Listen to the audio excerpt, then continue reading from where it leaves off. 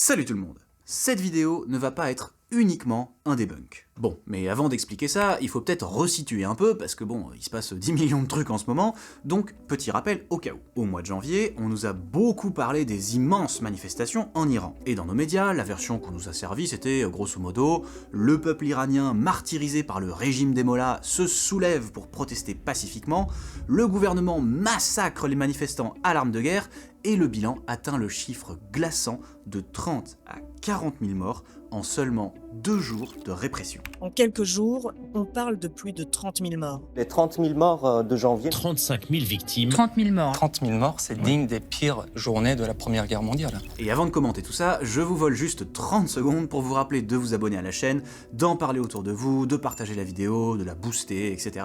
parce que je pense que l'algo aura besoin d'un petit coup de pouce. Allez, sur ce, on revient à notre cas iranien et à notre info choc. Forcément, j'ai eu assez vite envie d'en faire une vidéo, ne serait-ce que pour vérifier un peu tout ça, et donner une vision d'ensemble plus pertinente et plus complète de la situation. Et finalement, j'ai pas eu le temps de m'y lancer tout de suite, mais c'est peut-être pas plus mal, parce que l'attente m'a permis de réorienter un peu mon approche, ou en tout cas d'y ajouter un nouvel angle. Alors rassurez-vous, pour ceux qui veulent des infos concrètes et un debunk en bonne et due forme, dans cette vidéo, on va parler de ces événements, on va bien revenir sur le bilan des morts, sur les sources douteuses et sur l'absence totale d'esprit critique de nos chers médias. Mais on va pas s'arrêter là. Parce que ce cas, en fait, il est très illustratif de ce qui peut mettre des anti-impérialistes en difficulté si leur approche n'est pas suffisamment globale et systémique. Je m'explique, vous allez comprendre. Pour être plus clair, je vais faire un petit détour par mon cas personnel. Il y a des années, quand j'ai commencé à m'intéresser aux guerres impérialistes et à la propagande qui les accompagne, j'avais pas vraiment de connaissances préalables du sujet, ni de méthode spécifique pour l'aborder. Je m'y suis lancé un peu comme ça, quoi. Donc forcément, dans un premier temps, ça a donné un peu de confusion. Et dans ces tout premiers temps de mon anti-impérialisme, j'avais une tendance, plus ou moins consciente, à vouloir simplement inverser les versions officielles qu'on nous servait. Si on accablait tel gouvernement de tous les maux et de quantité d'horreur pour justifier de le faire tomber, je pouvais avoir tendance à croire qu'en fait, le dit gouvernement, il avait probablement pas grand chose à se reprocher dans la vraie réalité véritable, et que tout ça n'était qu'un tissu de mensonges. Sauf que, même si des mensonges purs et simples, il y en a plein, bien évidemment, et on va le voir aussi sur le cas de l'Iran, souvent, il y a des récits horribles et des exactions qui sont bel et bien réelles et indéniables. Donc, quand j'ai commencé à me rendre à cette évidence à l'époque, ça a pas raté, j'ai eu une phase de dissonance cognitive. Et cette dissonance, a priori, il y avait deux manières de la résoudre. Soit persister plus durement dans la même voie et rejeter en bloc toute critique des dirigeants attaqués par l'impérialisme, soit carrément virer de bord et croire que au moins certaines ingérences sont justifiées et légitimes. Bon, si vous connaissez la chaîne, vous avez sûrement compris qu'aujourd'hui, je ne suis sur aucune de ces deux positions. Parce que, il y en a aucune des deux qui va, en fait. Dans le premier cas, on refuse une partie de la réalité, donc on se rend incapable de mener une analyse sérieuse, et dans le second, on redevient impérialiste, en dépit de tout le mal que ça cause objectivement à travers le monde. Alors, face à ça, certains adoptent une espèce de pseudo-troisième option, qui est celle du ni-ni, on soutient personne et on condamne tout le monde, genre ni Bush, ni Saddam, ni Kadhafi, ni États-Unis, ce genre de truc quoi. Je vais pas développer là-dessus parce que, à mon sens, c'est une position purement rhétorique ou idéale, qui cherche surtout à préserver une sorte de pureté militante et à garder les mains bien propres, et sur cette chaîne, ce qui nous intéresse, c'est plutôt comment on peut mettre intelligemment les mains dans le cambouis. Donc, il faut trouver autre chose. Il faut pousser l'analyse plus loin pour développer un anti-impérialisme sérieux et conséquent qui tienne compte de la réalité du terrain. C'est ce chemin-là que je vais essayer d'introduire dans cette vidéo, en prenant le cas récent et assez symptomatique de l'Iran. Donc, après cette longue introduction, je vous propose qu'on commence par plonger dans la propagande qui s'est déversée sur le sujet ces derniers mois, et surtout qu'on développe une analyse sérieuse pour la contrer efficacement.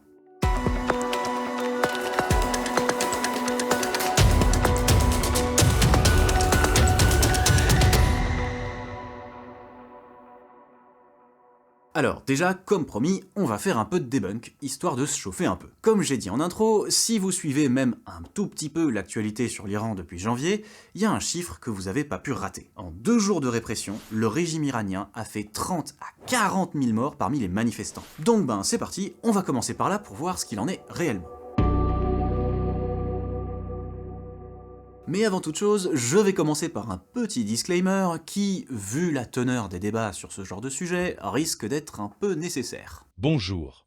Cette vidéo n'est pas une vidéo de soutien au gouvernement iranien.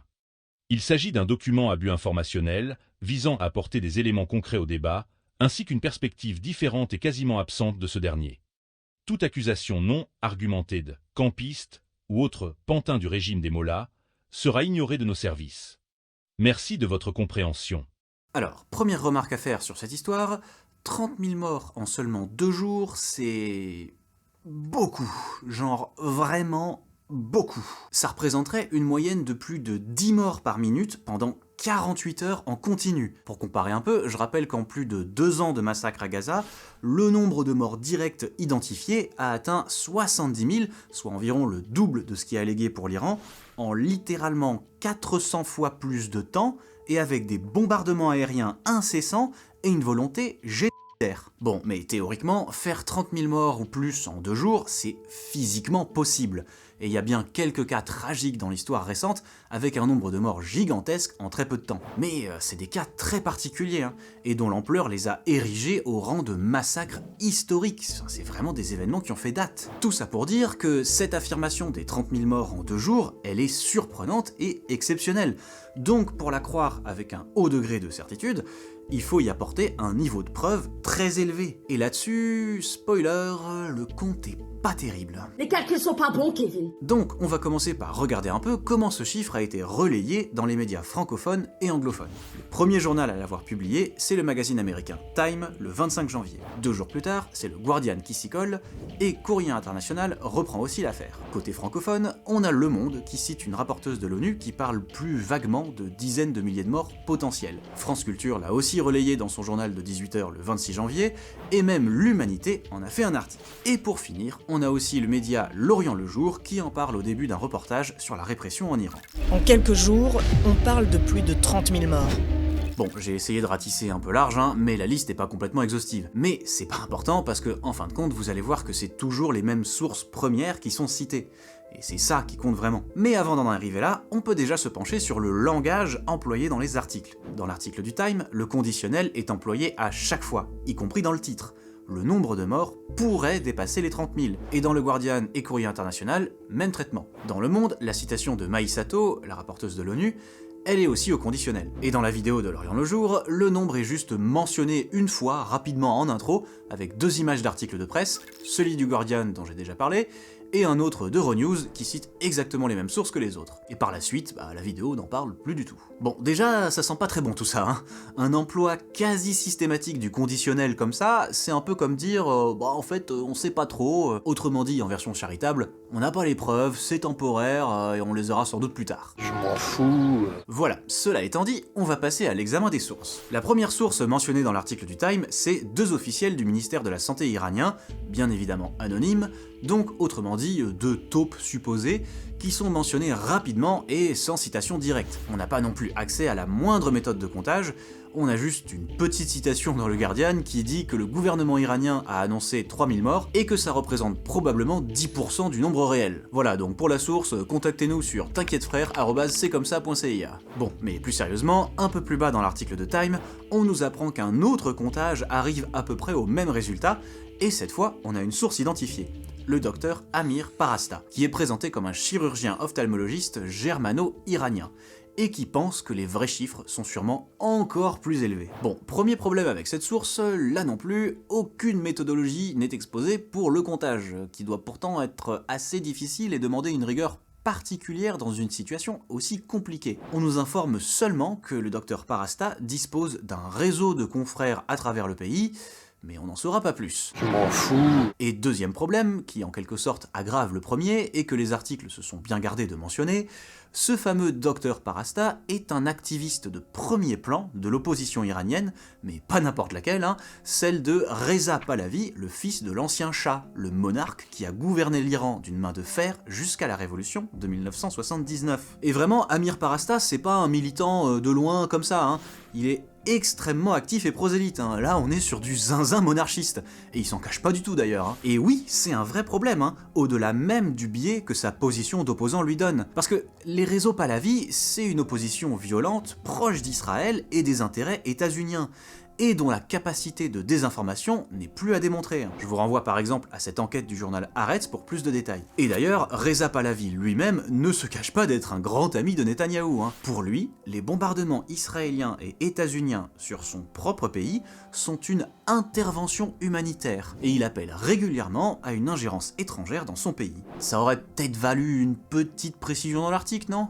Genre au moins une petite ligne quoi, pour la forme. Non, même pas, je m'en fous Même pas. aussi. Dans son entretien avec Le Monde, la rapporteuse Mai Sato ne fait qu'évoquer assez vaguement la possibilité que le total atteigne plusieurs dizaines de milliers de morts, et elle ne cite aucune source précise là-dessus d'ailleurs. Le journal de France Culture cite également deux autres organisations. La première est basée en Norvège et s'appelle Iran Human Rights. Le problème, entre guillemets, c'est qu'elle n'affirme pas qu'il y a eu 30 000 morts. Elle dit en avoir confirmé environ 3400, mais elle spécule en disant craindre que le nombre n'atteigne en réalité 25 000, et on n'en sait pas beaucoup plus. Par contre, la deuxième source est beaucoup plus affirmative. L'organisation Iran International déclare que le nombre de morts atteint 36 500, donc c'est le chiffre le plus élevé qu'on trouve dans toutes les sources que j'ai citées, et ce serait même prouvé par des documents. L'ONG prétend avoir eu accès à plusieurs rapports gouvernementaux iraniens, dont le dernier, daté du 24 janvier, avancerait le chiffre de 36 500 morts. Bon, le petit problème, c'est que ces fameux rapports, on n'en voit pas la moindre ligne ou la moindre photo. On n'a même pas droit à une citation reproduite. Et les sources humaines rapidement mentionnées sont bien évidemment anonymes. Alors l'anonymat des sources, c'est pas un problème en soi, c'est parfois tout à fait nécessaire,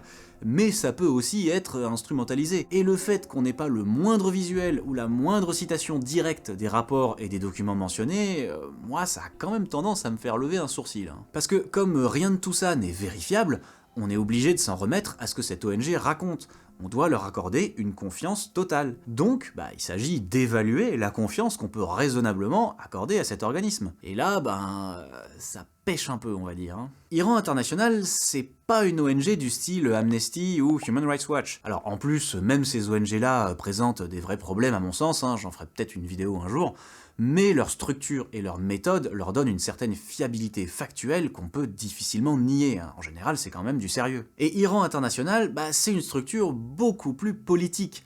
Ça fait partie de la galaxie des exilés iraniens qui réclament un changement de régime en Iran. Alors jusque-là, le problème n'est pas énorme en soi, mais si on creuse 2 minutes, on trouve que l'organisation, basée au Royaume-Uni, est visiblement fortement liée à des intérêts saoudiens. D'après le Guardian, qu'on peut pas vraiment accuser d'être pro-Iran, Iran International a été créé avec des fonds de la cour royale saoudienne et est financé par une société offshore et une entreprise dont le directeur est un homme d'affaires proche de Mohammed Ben Salman, le prince dirigeant d'Arabie Saoudite. D'après un chercheur en histoire moderne iranienne de l'université d'Oxford, il n'y a certes aucun doute que la main de fer de l'État iranien est en grande partie responsable du manque de confiance publique dans ses médias nationaux, mais il semble que Iran International fasse partie d'une stratégie du prince saoudien d'adopter une posture plus agressive envers l'Iran. Voilà. Et si on s'intéresse un petit peu à leur production concrète, on constate assez rapidement qu'ils ont l'air d'être assez favorables à... Reza Pahlavi, encore une fois. Mais hasard de dingue! Avec des interviews directes du prince en exil, comme ils disent, et des articles qui font franchement l'apologie du fils du chat, et qui le présentent comme un leader de l'opposition, et qui rapporte et développe systématiquement son point de vue sur les affaires du pays. Donc, en résumé, qu'est-ce qu'on a pour étayer ce compte de plus de 30 000 morts en 2 jours? Pas de preuves concrètes, pas de méthodologie de comptage, rien de vérifiable en l'état actuel des choses, et des sources à minima très douteuses issues des réseaux monarchistes iraniens, favorables à une ingérence étrangère massive, et dont les réseaux utilisent divers moyens de désinformation. Les calculs sont pas bons, Kevin. Et comme je le disais au début, plus de 30 000 morts en 2 jours, c'est absolument énorme. C'est même des proportions historiques. Et même l'article du Time le reconnaît, un des quelques cas historiques connus de massacres qui seraient similaires a eu lieu dans le cadre de l'Holocauste. Donc, à mon sens en tout cas, la conclusion raisonnable minimale, c'est que le niveau de preuve dont on dispose est abyssalement bas par rapport à l'ampleur de l'accusation. Surtout si on prend en compte le fait que cette information nous parvient dans un contexte de propagande massive, le genre de contexte qui a produit par le passé des énormes fake news que les grands médias ont systématiquement relayés. Les charniers de Timișoara, les couveuses du Koweït, le plan fer à cheval au Kosovo, les armes de destruction massive en Irak, les massacres imminents en Libye... Enfin bon bref, je vais pas vous refaire la litanie, hein, je vous renvoie à mes vidéos précédentes. Voilà pourquoi, à mon sens, ce chiffre des 30 000 morts doit être rejeté jusqu'à l'arrivée éventuelle d'un niveau de preuve suffisant.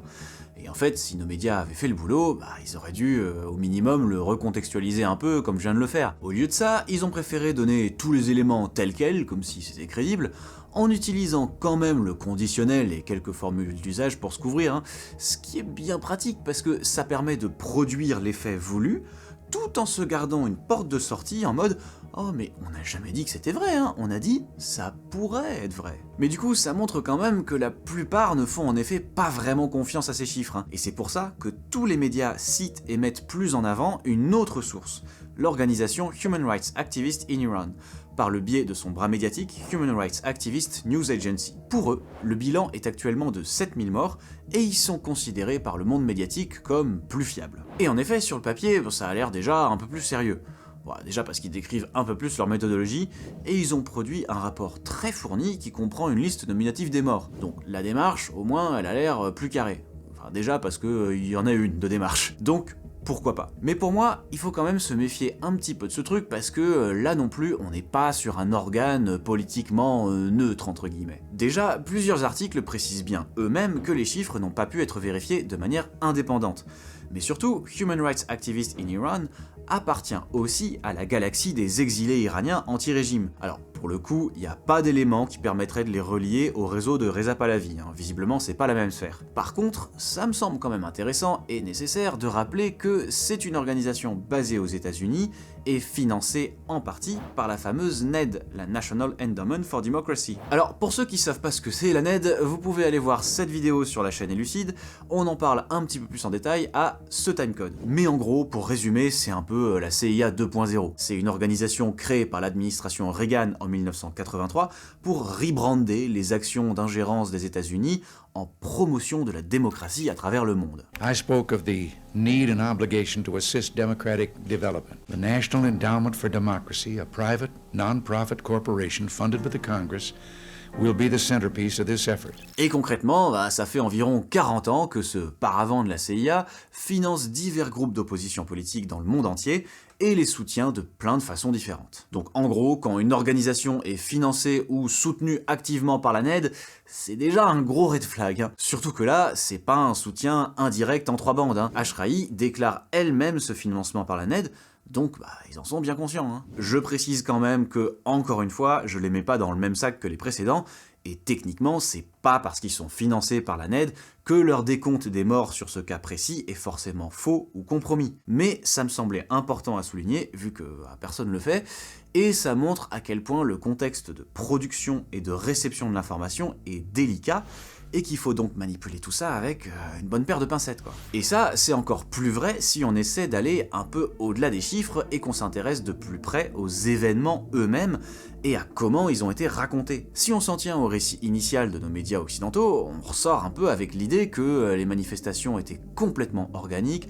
populaires et surtout pacifiques, et que, à un moment donné, le régime iranien est passé en mode « Allez, ça suffit, on mitraille tout ça à l'arme de guerre ». Bon, encore une fois, rappel du disclaimer du début, je ne soutiens pas du tout le gouvernement iranien dans sa répression brutale, j'essaie de débroussailler un peu la réalité dans son ensemble, et il semblerait qu'elle soit un peu plus complexe que ça. Et d'ailleurs, on peut même en voir un petit indice en filigrane si on s'arrête 2 secondes sur les chiffres présentés par Human Rights Activists. Ils annoncent plus de 200 morts du côté des forces de l'ordre. Perso, ça me semble un petit peu dur de faire 200 morts chez les policiers avec des manifestants pacifistes et désarmés, surtout si les flics tirent à balles réelles en face. En réalité, pour la faire courte, voilà ce qu'on sait de ce qui s'est réellement passé en janvier. Tout a démarré avec un mouvement social réel, organique et parfaitement légitime à cause de l'augmentation du coût de la vie. À ce moment-là, la répression est entre guillemets nominale, ce qui est déjà violent. Je suis le premier à être scandalisé par les violences policières en France, donc je vais pas déroger à ça pour l'Iran. Mais on n'est pas sur des tirs à balles réelles avec des armes de guerre, quoi. Ça,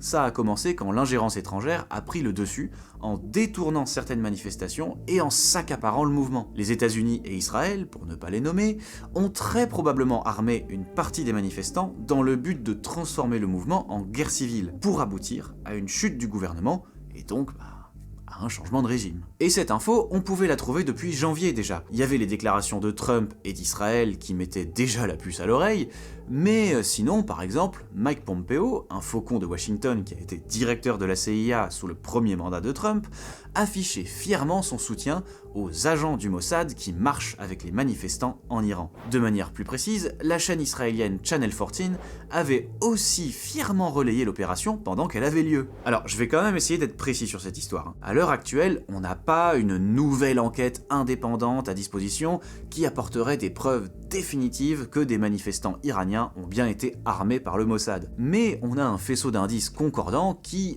à mon sens en tout cas, permet de le déduire avec un degré de confiance assez élevé. D'abord, les déclarations d'Israël, qui dit explicitement aux manifestants qui sont avec eux sur le terrain, et dans la même veine, la déclaration de Michael Pompeo, et l'implication publique de Donald Trump aussi. And all I say to them is help is on its way. You saw that I put tariffs on anybody doing business with Iran. Ensuite, un cran au-dessus, il y a le reportage de Channel 14, une chaîne israélienne pro-gouvernement et qui n'a pas été démentie par les autorités israéliennes. Et enfin, il y a cet article du New York Times du 22 mars qui rapporte que, un peu avant l'entrée en guerre des États-Unis et d'Israël contre l'Iran, donc dans les jours ou les semaines avant le 28 février, le chef du Mossad avait convaincu Netanyahou que ses services seraient probablement capables de galvaniser l'opposition iranienne en déclenchant des émeutes ou autres actes de rébellion qui pourraient même mener à la chute du gouvernement iranien. Ce qui veut donc dire que ces fameux services étaient déjà présents et bien ancrés sur place. Donc ça accrédite l'idée qu'ils ont en effet pu agir dès le mois de janvier, voire carrément avant. Bien sûr, vous n'êtes pas obligé de suivre mon raisonnement là-dessus,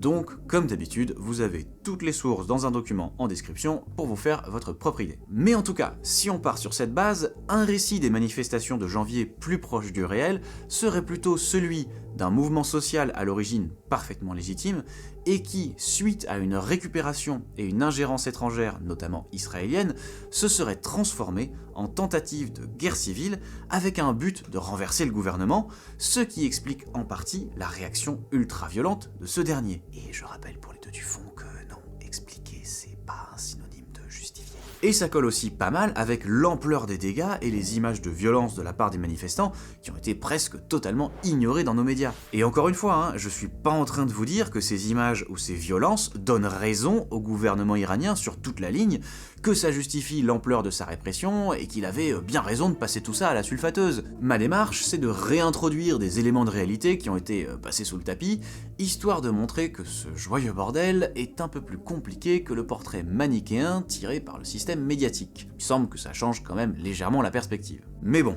maintenant qu'on a dit tout ça, qu'on a un peu démêlé le probable du douteux, et qu'on a donc une vision un peu plus réaliste des choses, il nous reste un problème sur les bras. Le gouvernement iranien a bel et bien fait des morts, il a commis des exactions, tué des innocents. Et c'est pas nouveau d'ailleurs, c'est un gouvernement dont l'aspect autoritaire s'est renforcé au fil du temps et qui emploie un appareil répressif très violent. En Iran, il y a deux pouvoirs. Il y a un pouvoir du Velayat Fari, qui est un religieux, d'après la constitution iranienne, qui a été taillé pour Khomeini. Et il y a des institutions, entre guillemets, démocratiques, comme le président et le Parlement, élus par la population. Khamenei, depuis qu'il est devenu guide en 1989, il a sapé sans arrêt la légitimité des institutions démocratiques, parce qu'il a développé son pouvoir en agrandissant son pouvoir, en intervenant dans tous les domaines. Même les religieux, il les a mis sous sa coupe, il les a fait des salariés. Donc il a créé plein d'institutions très puissantes, à tel point que ce qu'on entendait beaucoup en Iran, c'est que ça ne sert plus à rien d'aller voter. Et on voit très bien que les taux de participation aux élections présidentielles et législatives reculent. Pourquoi ? Parce que les gens disent à quoi ça sert d'aller voter ? Puisque le pouvoir est ailleurs. Donc voilà le nœud du problème. On a une ingérence concrète et une propagande très active, mais aussi un gouvernement iranien très contrôlant, répressif et qui commet des crimes bien réels. Donc, quand on est anti-impérialiste, comment on fait pour intégrer ces faits dans une analyse complète et cohérente, sans tomber dans un nini paralysant et sans prêter le flanc aux accusations de campisme ou de soutien au régime des mollahs ? C'est ce qu'on va développer maintenant. La litanie des horreurs, c'est un classique de la propagande de guerre impérialiste. On arrive, on fait la liste de toutes les violations des droits de l'homme et autres atrocités commises par tel ou tel dictateur ou tel régime, et après, pas besoin d'en dire plus. Le dégoût que ça suscite est censé suffire à faire taire les critiques, qui se rendraient donc coupables de complicité avec toutes les horreurs qui ont été énumérées. Et dans toute cette liste morbide, y a des choses vraies. Donc, encore une fois, c'est là qu'il faut pas se laisser démonter. Déjà, le premier contre-argument assez simple, c'est qu'on n'arrange jamais ce genre de situation avec des bombardements ou toute intervention militaire d'une puissance impérialiste. Tout simplement parce que la puissance en question, elle travaille pour son intérêt et pas pour améliorer une situation humanitaire. Donc, dire qu'il faut une intervention parce qu'un dictateur est en train de faire du mal à son peuple, c'est un peu comme si vous étiez témoin d'une violence entre deux personnes, genre un individu A est en train de frapper un individu B, et vous demandez à l'individu C, un colosse de 2,20 m et 140 kg, de sauver B, alors que toutes les fois précédentes, ce qui s'est passé, c'est que C a certes tabassé A, mais il a tabassé B au passage, et il l'a emmené et réduit en esclavage derrière. Encore une fois, je vais pas vous refaire 5 minutes d'énumération, mais aujourd'hui, en 2026, on a largement assez de cas d'études pour savoir qu'une guerre impérialiste ne fait toujours qu'empirer largement la situation des populations concernées. Et c'est vraiment un euphémisme. Je vous renvoie encore vers cette vidéo sur Elucide pour en avoir un tout petit échantillon. Et pour reprendre le cas d'étude de cette vidéo, en Iran en ce moment c'est flagrant.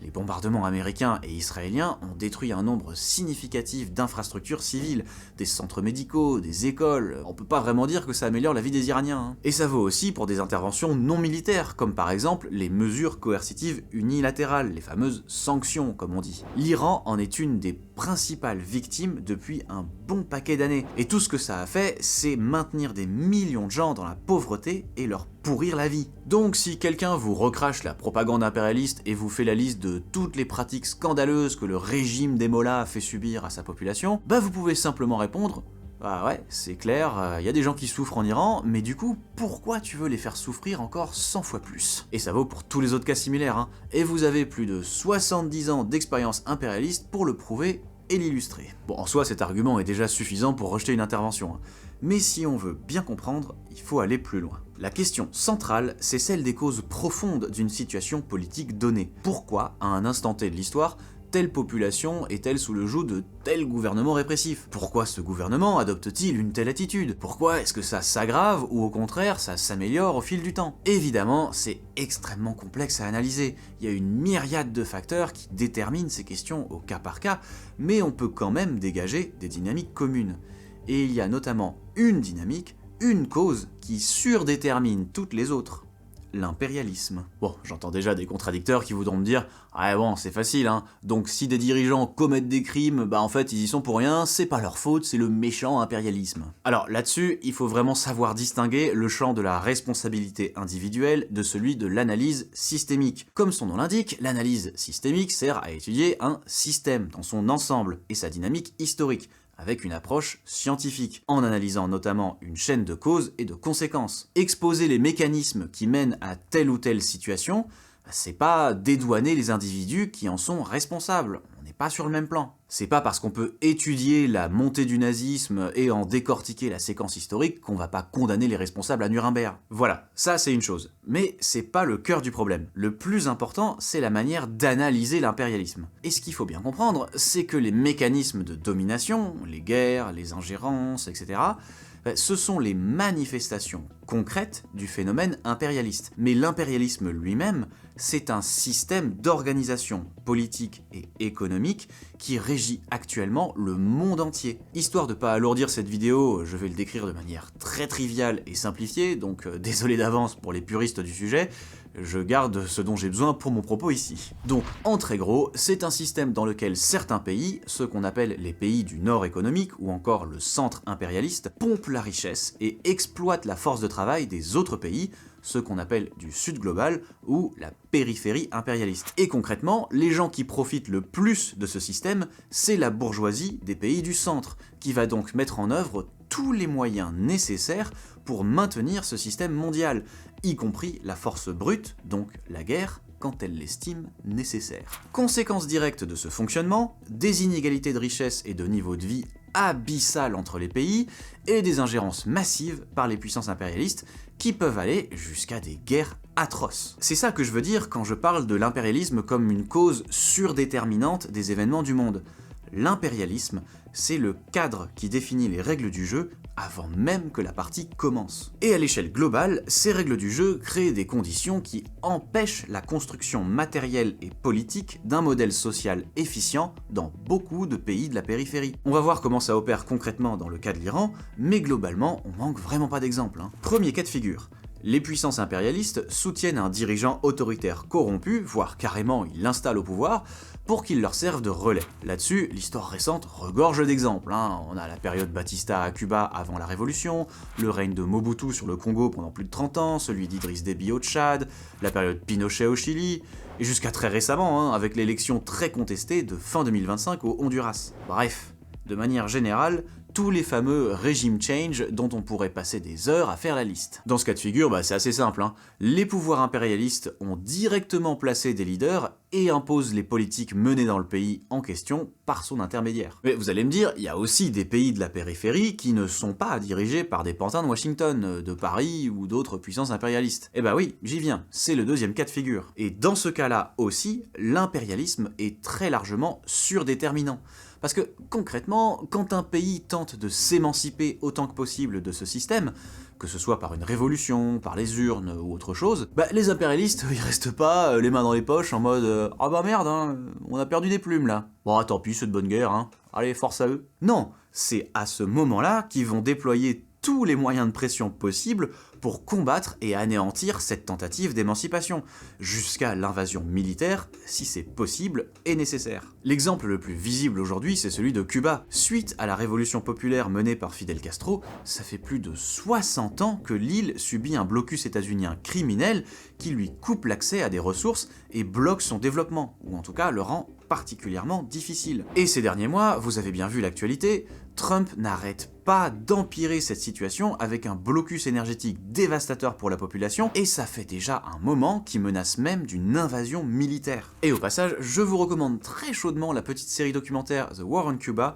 réalisée en 2020-2021 par une équipe de journalistes cubains et américains. C'est vraiment une petite pépite sur le fond comme sur la forme, et ça vous donnera une très bonne idée des moyens de pression odieux déployés par les États-Unis pour faire souffrir l'île au maximum. Voilà le cadre dans lequel les Cubains et leur gouvernement doivent opérer. Et j'ai pris l'exemple de Cuba parce que c'est le plus éclatant, mais ça s'applique à divers degrés à énormément d'autres pays, puisque les États-Unis ont déployé des sanctions qui touchent littéralement plus de la moitié de tous les pays de la planète. Et du coup, on revient au cas de l'Iran, qui est très intéressant parce qu'il fait partie des pays qui a connu en quelques décennies les deux cas de figure que j'ai évoqués. Le coup d'État de 1953 qui a éjecté Mohammad Mossadegh et a installé le Shah en un genre de monarque absolu, a mis l'Iran dans le premier cas de figure pendant environ 25 ans, jusqu'à la révolution islamique de 1979, qui a mis en place le régime qu'on connaît encore aujourd'hui, et qui le place dans le deuxième cas de figure. Donc ça fait 47 ans que l'Iran subit la situation d'un pays du sud global sous attaque constante de l'impérialisme américain. Et c'est ce contexte qui est déterminant pour comprendre l'évolution politique du pays.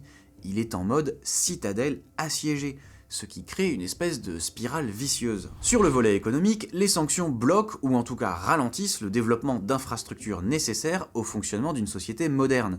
Des hôpitaux, des écoles, des routes, des centrales, etc. Et le manque d'accès aux ressources ralentit aussi le développement économique de la population. Sur le volet politique, la menace impérialiste très concrète oblige le gouvernement à consacrer une partie importante de son budget au domaine militaire, ce qui n'arrange pas le volet précédent. Mais surtout, ça développe une certaine paranoïa chez les instances dirigeantes, qui vont vouloir se donner les moyens de repérer le moindre espion ou le moindre agent de la CIA, ce qui va donc les pousser à centraliser de plus en plus le pouvoir, qui va devenir de plus en plus contrôlant et répressif. Ces deux volets entraînent alors un mécontentement populaire légitime, amplifient les contradictions internes au sein de la société et en créent de nouvelles. Et ces contradictions vont être utilisées par les puissances impérialistes pour s'ingérer et faire avancer leurs pions. Et c'est là qu'on retrouve tous les leviers d'ingérence dont j'ai déjà beaucoup parlé sur cette chaîne, la NED, l'USAID, la CIA, etc. Et ces ingérences vont raidir le gouvernement et le rendre encore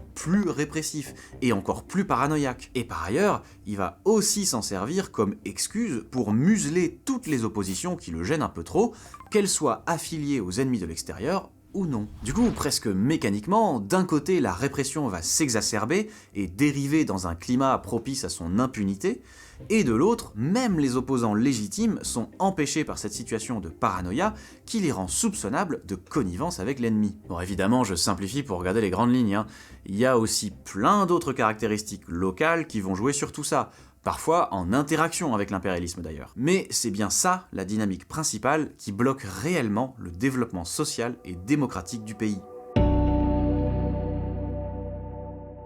Donc à la fin, qu'est-ce qu'on peut tirer de tout ça? Alors, sur cette chaîne, je tiens en général à distinguer ce qui relève du factuel et de l'analyse d'un côté, et de l'opinion de l'autre côté. Pour répondre à cette question, je vais ajouter un peu d'analyse personnelle et d'opinion. Donc vous en faites ce que vous voulez, et n'hésitez pas à débattre dans les commentaires, c'est fait pour ça, et j'essaie toujours de répondre au maximum. À mon sens, si on est anti-impérialiste conséquent et qu'on trouve ça souhaitable qu'un pays ou un peuple développe une forme de démocratie qui lui convient, alors il faut s'attaquer aux causes qui empêchent ce pays de développer les conditions matérielles et sociales nécessaires à l'émergence d'une forme de démocratie et à son développement. Et comme je l'ai expliqué tout au long de cette deuxième partie, la cause principale, c'est les pratiques impérialistes. Alors bien sûr, ça veut pas dire que si on met fin à l'impérialisme demain d'un coup de baguette magique, des démocraties vont fleurir comme ça automatiquement un peu partout dans le monde, hein. C'est un processus d'évolution sociale qui se fait sur le temps long et qui est soumis à d'autres déterminants. Mais encore une fois, l'impérialisme est le premier et le plus fort de ces déterminants. Et surtout, en tant que personne de l'extérieur et citoyen de pays du centre impérialiste, c'est le seul levier sur lequel on peut agir. Donc concrètement, si quelqu'un vous sort le classique « Ah mais quand même, c'est pas un régime démocratique, il y a de la répression, etc. etc. » Avec tout ce qu'on a vu dans cette vidéo, la réponse logique c'est « Oui ». Et c'est justement pour ça qu'il faut leur foutre la paix. D'ailleurs, en passant, je pense que les événements de 2022 en Iran viennent appuyer un peu mon propos. À cette époque, la mort de Mahsa Amini, une jeune fille de 22 ans arrêtée puis tuée par la police des mœurs iranienne pour un voile mal ajusté, a été le déclencheur du fameux mouvement Femmes, Vie, Liberté, qui exigeait notamment la fin de l'obligation de porter le voile et plus généralement la fin de ce genre de contrôle oppressif. Alors évidemment, ce mouvement a été aussi le théâtre de récupération et d'ingérence étrangère, hein, mais elles n'ont pas été très massives et elles se sont limitées principalement à de la propagande. 2 ou 3 ans plus tard, d'après plusieurs experts de la région, le mouvement a porté ses fruits. Le gouvernement a lâché sur ce point et aujourd'hui, à peu près la moitié des femmes iraniennes ne portent pas le voile et c'est largement accepté. À mon sens, ça illustre bien le fait que, sans interférence, un vrai changement par le bas peut se faire, et que les Iraniens sont tout à fait capables de prendre leur destin en main eux-mêmes. On parle quand même d'un peuple qui a fait une révolution majeure il y a moins de 50 ans, donc ils n'ont pas vraiment de leçons à recevoir. Du coup, pour moi, la position cohérente à tenir, c'est en premier lieu de bannir toute ingérence impérialiste. Parce que de manière générale, cette ingérence, elle a 2 issues possibles. Soit elle fait tomber le gouvernement en place, le pays se retrouve asservi aux intérêts impérialistes ou plongé dans le chaos et la situation est donc bien pire qu'avant, soit le gouvernement se maintient, il se raidit sous les attaques et devient plus contrôlant et répressif. Donc concrètement, il s'agit de lutter bien sûr pour l'arrêt des bombardements et la fin de la guerre, mais aussi la levée des sanctions, la reprise de l'économie et du commerce dans des conditions normales et le retour à des relations diplomatiques saines d'égal à égal pour pouvoir résoudre les inquiétudes restantes. Et ça, encore une fois, ce n'est pas soutenir le régime iranien, c'est permettre à la population iranienne de créer les conditions pour qu'elle puisse faire advenir le changement qu'elle souhaite. Voilà, bon, je crois que j'ai été assez long comme ça. Merci et bravo si vous êtes arrivé jusque-là. N'hésitez pas à donner vos avis dans les commentaires, bien sûr, et aussi à me dire si vous avez apprécié la structure de cette vidéo, où je fais un genre de debunk sur un truc précis, mais qui sert en fait de prétexte pour développer un propos de fond derrière. Et dernier petit rappel aussi, pour vous abonner à la chaîne, partager la vidéo, etc., etc., vous pouvez aussi aller faire un petit tour sur le Tipeee si vous voulez m'aider à développer un peu mon travail. Et au passage, un immense merci à tous les tipeurs et tipeuses. Vraiment, je trouve ça assez incroyable que mon travail soit jugé digne de faire des dons. Ça me touche énormément, donc merci encore. Et sur ce, je vous dis à la prochaine.